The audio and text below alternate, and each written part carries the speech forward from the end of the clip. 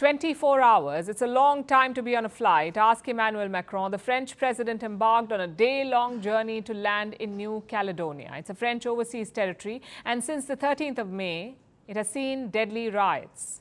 People have died, hundreds have been arrested. There's been arson and looting, all triggered by a controversial electoral reform.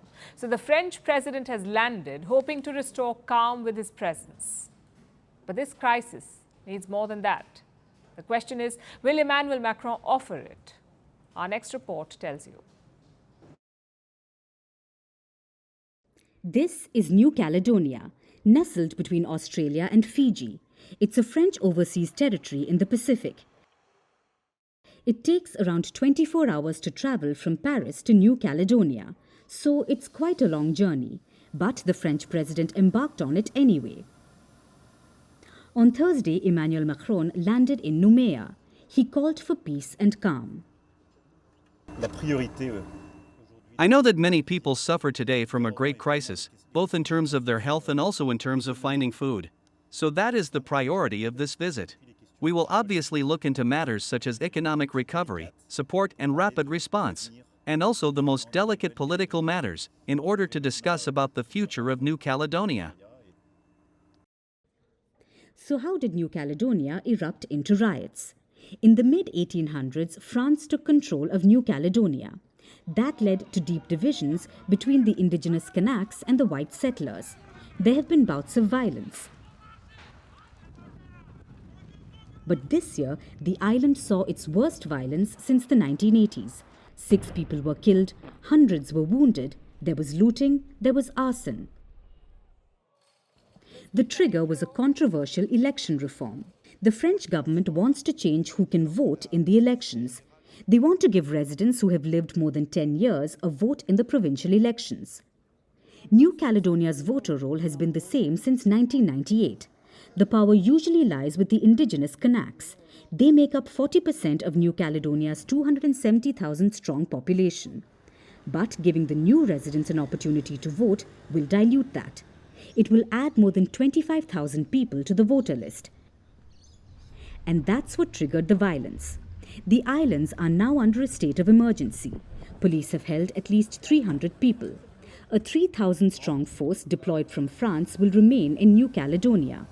Macron paid respects to the victims of the riots. He also met local political and business leaders and even discussed the future of the French territory. We need to look at the whole picture and see how we can find what I would call constructive appeasement. In other words, restoring calm, the ability to find dialogue and a solution, but appeasement cannot mean going backwards.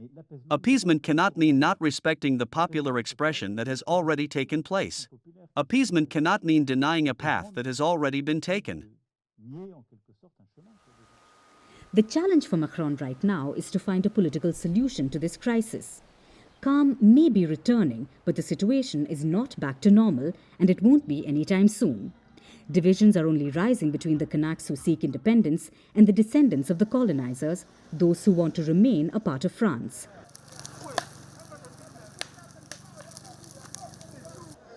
Until now, 3 referendums have been held on New Caledonia's independence. People opted to stay in France in the first 2 votes, but the third one saw very low turnout. For now, Macron's biggest priority is restoring calm. The change in the electoral reform requires a constitutional amendment, and it needs to go through the French president. Firstpost reports from the world's 2nd largest continent.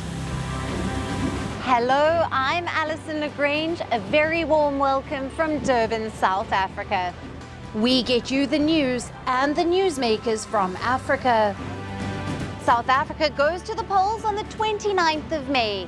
I will track the election and bring you ground reports.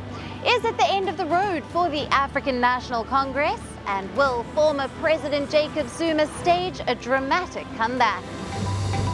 From elections to climate change to innovations and opportunities.